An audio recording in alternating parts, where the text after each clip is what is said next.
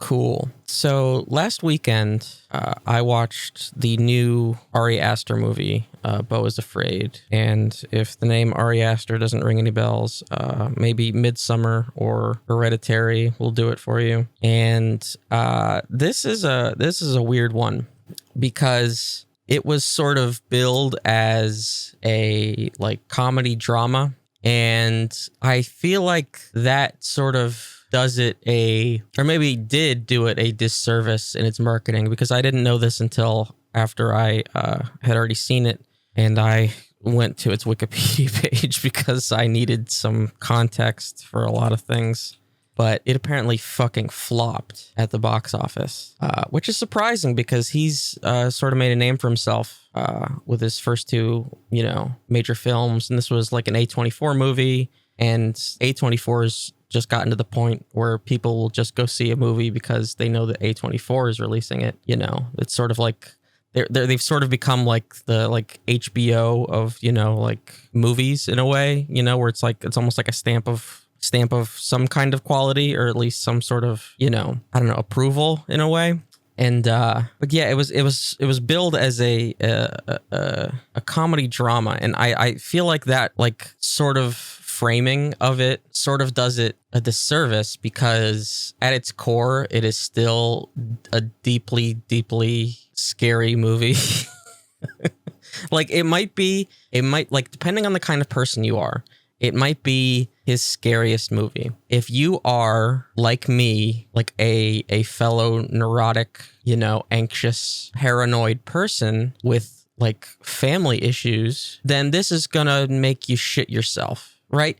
This is the kind of movie that is it's like a 3-hour long panic attack, and you kind of hear that phrase used for movies that are sort of people said that a lot about Dunkirk, where it was just that straight tension, the entire runtime.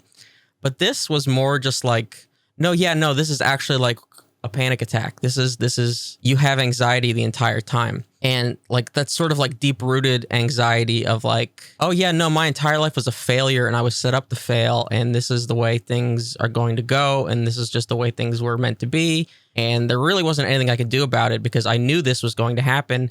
And so even though I knew it was going to happen and I tried to avoid that outcome, this was just the way that things were going to end up, and I knew it, and I was right for knowing that, and so I shouldn't have done anything to stop it. That kind of anxiety. And that's what it's tapping into. And so maybe that's his core demographic of, but and at the same time, I don't necessarily think I can recommend it, because it's weird. It's weird and it's messy and it's way too long. It did not need to be 3 hours. There's a section in the middle that does end up being very, very funny, and it also is a funny movie. I don't want to strike the comedy aspect from the record. It's funny.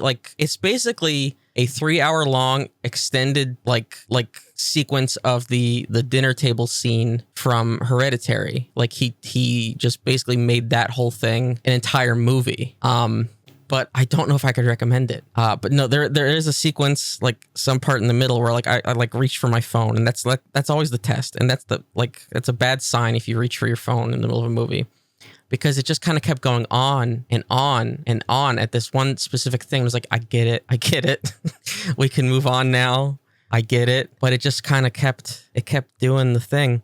And yeah, for a specific set of people, my people. The neurotics, the anxious, the mentally ill is what I'm trying to say. This will be deeply unsettling, deeply terrifying. If you have mommy issues, do not see this movie. This will only exacerbate them. Do not see this movie. Maybe if you have daddy issues too, who knows? Any kind of, if you have a weird family dynamic, do not see this movie. It'll just make that worse. It's got weird psychosexual energy, It's just, yeah. It did not need to be that long. And I know I say that about most movies, but this did not need to be 3 hours. There were some of these vignettes that you could probably lose. Going into it, you're kind of expecting, based on the poster and everything, that it's sort of kind of be like a sort of Oh Brother Where Art Thou, sort of Odyssey kind of thing. And that's not what it that's not what it is at all. It's sort of like an odyssey, like this journey, but you kind of wind up right where you start, and that's, I guess, the point. But and you sort of expect the Joaquin Phoenix character, Beau, is his name, if you can believe it, to sort of be like this oddball, this sort of like eccentric. And it's sort of a reverse because he ends up being like the straight man and everything, as like all this chaos is unfolding around him. And Joaquin Phoenix is great. Like, he's great and everything, but like he really sells it as like the straight man.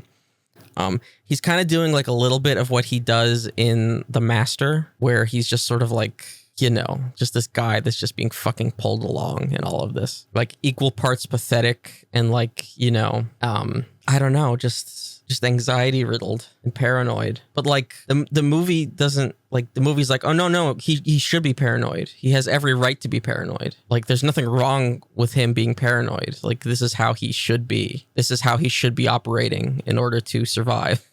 Like, he's right. And now you should be right too because of it.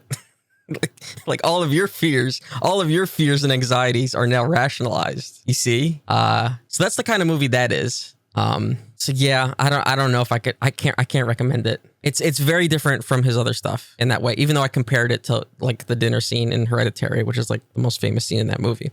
But it's very different. And it does have, like, it is like, you can frame it as like a dark comedy, but it's still a deep horror movie. And I feel like if they still would have framed it as like, no, this is just the new Ari Aster horror film, I feel like it would have done a lot better. But just the way that it was kind of marketed, I think kind of like didn't do it justice. At the same time, like, even that framing still doesn't change what the movie is. So I still wouldn't, like, necessarily, like, it wouldn't change my opinion after having seen it. But just hearing that it like flopped like that is strange, especially because it seems to have reviewed well. But yeah, just a very, very weird one. I'm fine with him doing whatever the fuck he wants to do. If he wants to keep making weird ass movies, that's perfectly fine with me. Perfectly fine. But